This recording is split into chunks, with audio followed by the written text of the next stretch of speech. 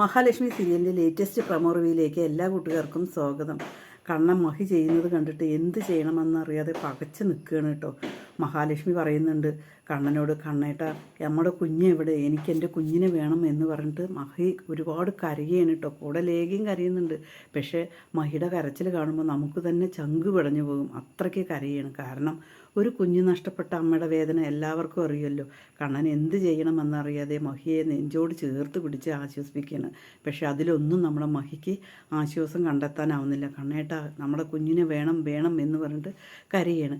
കണ്ണൻ അതേസമയം കാറെടുത്തേക്ക് പുറത്ത് പോവുകയാണ്. ഞാനൊന്ന് പോയി വരാം എന്ന് പറഞ്ഞിട്ട്.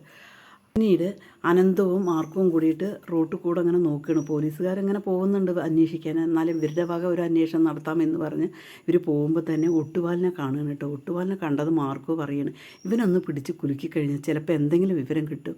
അനന്തോ നീ കാറ് നിർത്തുക എന്ന് പറഞ്ഞ് കാറ് നിർത്തിയതും അനന്തവും മാർക്കോയും ഇറങ്ങുകയാണ്. പക്ഷേ അനന്തോനും മാർക്കോനെയും കണ്ടതും തന്നെ ഒട്ടുപാൽ ഓടുകയാണ് കേട്ടോ.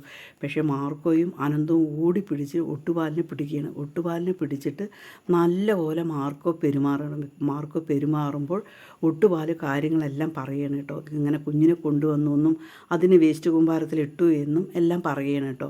അതേസമയം അതിനുശേഷം ഒട്ടുപാലയും വിട്ടതിന് ശേഷം അവർ വേഗം വേസ്റ്റ് കൂമ്പാരത്തിലേക്ക് പോവുകയാണ്.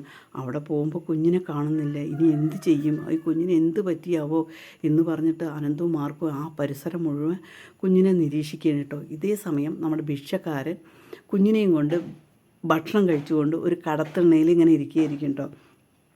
ആ സമയത്തായിരിക്കും നമ്മുടെ കണ്ണൻ അങ്ങോട്ടേക്ക് ഇങ്ങനെ വഴി ഇങ്ങനെ പോവുമായിരിക്കും കേട്ടോ. പോകുമ്പോഴായിരിക്കും കണ്ണൻ കാണുന്നത്. കണ്ണനോ അതോ മാർക്കോയും അനന്തവും കൂടി കാണുന്നുണ്ട്. ഭിക്ഷക്കാരൻ്റെ കയ്യിൽ നിന്നും ആ കുഞ്ഞിനെ വാങ്ങുകയും ആ കുഞ്ഞിനെ കൊണ്ടുവന്ന് മഹാലക്ഷ്മിയുടെ കയ്യിൽ കൊടുത്തതിന് ശേഷം മാർക്കോ പ്രതാപനിട്ടിട്ട് നല്ലപോലെ പെരുമാറുന്നുണ്ട്.